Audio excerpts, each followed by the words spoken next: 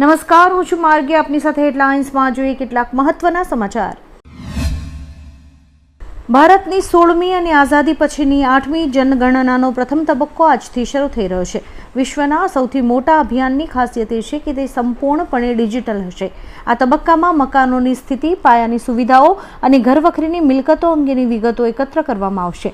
ગણતરીકારો smartphone અને mobile એપના માધ્યમથી સીધો ડેટા સબમિટ કરશે, જેનાથી પ્રક્રિયા ઝડપી અને ચોક્કસ બનશે.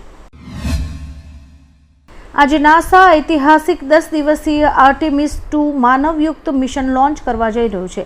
આ મિશનમાં ઓરિયન અવકાશયાન દ્વારા 4 અવકાશ યાત્રીઓને ચંદ્રની ભ્રમણ કક્ષામાં મોકલવામાં આવશે, જેમાં નાસાના commander Reid Wiseman, Victor Glover, Christina Koch અને કેનેડિયન એજન્સીના જેરેમી હેન્સેન શામેલ છે. અંદાજે 50 વર્ષ બાદ માનવી ફરી ચંદ્રની આટલી નજીક જશે, જે અવકાશ વિજ્ઞાનમાં એક નવો જ ઇતિહાસ રચશે. રશિયામાં એક મોટો વિમાન અકસ્માત સર્જાયો છે, જેમાં રશિયન સૈન્યનું એન્ટોનોવ 26 વિમાન ક્રેશ થયું છે. આ દુર્ઘટનામાં વિમાનમાં સવાર તમામ 29 લોકોના મોત નીપજ્યા છે. રશિયન સંરક્ષણ મંત્રાલયના જણાવ્યા અનુસાર વિમાનનો ATC સાથેનો સંપર્ક તૂટી ગયો હતો. ભારે જહેમત બાદ બચાવ ટુકડીઓએ ઘટના સ્થળ શોધી કાઢ્યું છે. પ્રાથમિક તપાસમાં વિમાનમાં કોઈ ટેકનિકલ ખામી અકસ્માતનું મુખ્ય કારણ હોવાનું મનાઈ રહ્યું છે. અમેરિકા ઈરાન યુદ્ધને કારણે હોર્મુઝની સામુદ્રધુનીમાં સમુદ્ર નીચે બિછાવેલા ઇન્ટરનેટ કેબલ્સને નુકસાન થવાની આશંકા છે. વિશ્વનો 97% ગ્લોબલ ડેટા આ ફાઇબર ઓપ્ટિક કેબલ્સ દ્વારા ટ્રાન્સફર થાય છે. જો આ કેબલ્સ પ્રભાવિત થશે તો ભારત સહિત વિશ્વભરમાં ઇન્ટરનેટની સ્પીડ ધીમી પડી શકે છે અથવા સેવા ખોરવાઈ શકે છે.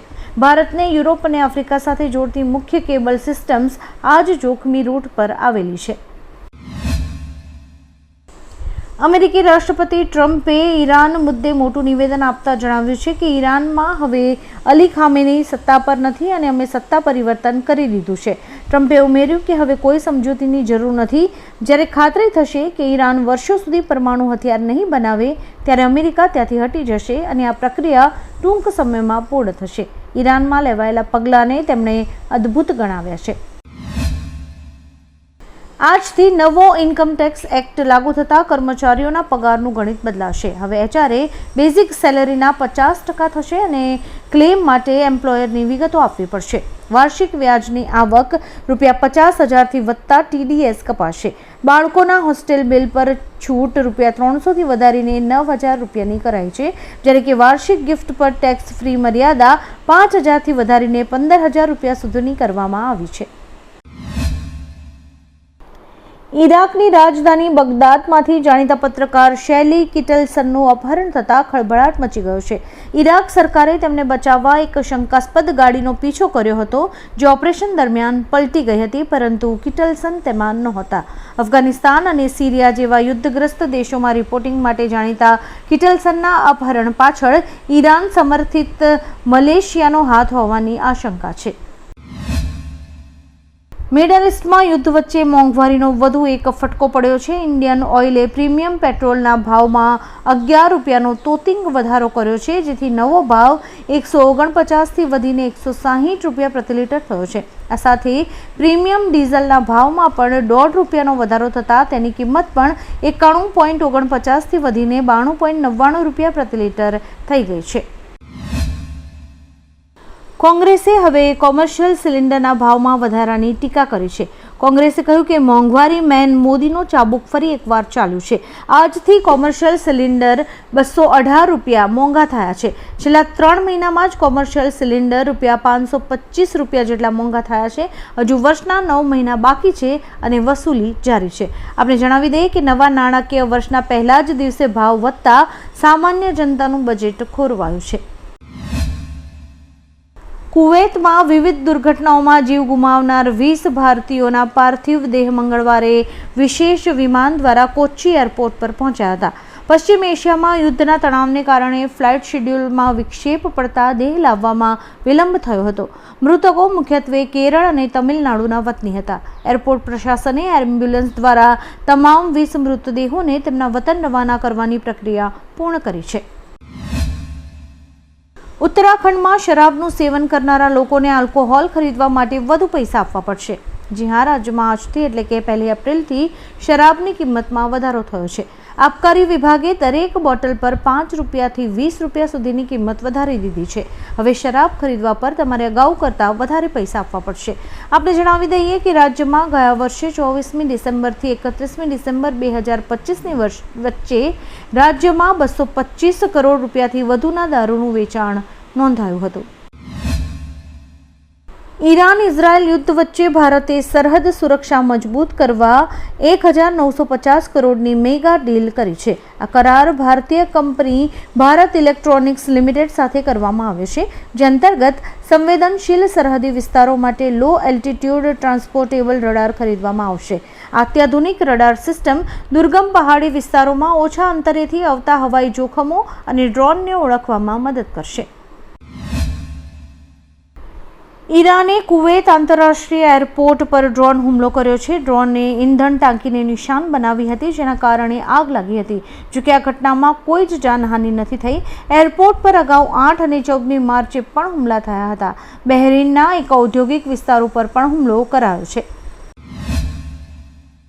અમેરિકન રાષ્ટ્રપતિ ડોનાલ્ડ ટ્રમ્પ તેમના રાષ્ટ્રને સંબોધિત કરવાના છે. તેઓ ગુરુવારે ભારતીય સમય મુજબ સવારે 6:30 વાગે રાષ્ટ્રને સંબોધિત કરશે. ઈરાની શાસન બદલવા અને અમેરિકાની સફળતા અંગે ટ્રમ્પનું આજે નિવેદન સૂચવે છે કે અમેરિકાએ યુદ્ધમાંથી ખસી જવાની પ્રક્રિયા શરૂ કરી દીધી છે. શક્ય છે કે ગુરુવારે તેમના સંબોધનમાં ટ્રમ્પ વિજયની ઘોષણા કરશે અને યુદ્ધનો અંત લાવતા પોતાના લક્ષ્યો પ્રાપ્ત કરશે. ઈરાને દુબઈના એક રહેણાંક વિસ્તાર પર મિસાઇલ હુમલો કર્યો હતો. જો કે યુએઈની હવાઈ સંરક્ષણ પ્રણાલીએ મિસાઇલને હવામાં જ તોડી પાડી હતી.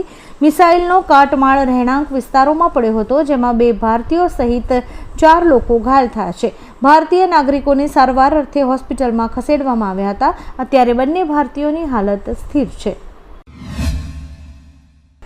અમેરિકી રાષ્ટ્રપતિ ડોનાલ્ડ ટ્રમ્પે ફ્રાન્સ પર આરોપ લગાવ્યો છે કે તેમણે અમેરિકાના સૈન્ય વિમાનોને તેના હવાઈ ક્ષેત્રમાંથી પસાર થવાની મંજૂરી નથી આપી.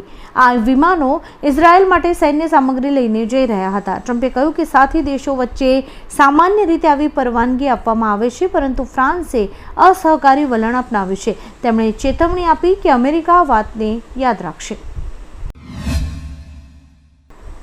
સામાન્ય જ્ઞાનની દ્રષ્ટિએ એક ગૌરવશાળી સમાચાર છે કે યુનેસ્કોએ ભારતના પશ્ચિમ ઘાટના કેટલાક વિશિષ્ટ વિસ્તારોને ગ્લોબલ બાયોડાયવર્સિટી હોટસ્પોટ તરીકે વધુ પ્રાધાન્ય આપ્યું છે. અહીં તાજેતરમાં દેડકા અને વનસ્પતિની 5 એવી પ્રજાતિઓ મળી આવી છે જે વિશ્વમાં ક્યાંય જોવા નથી મળતી.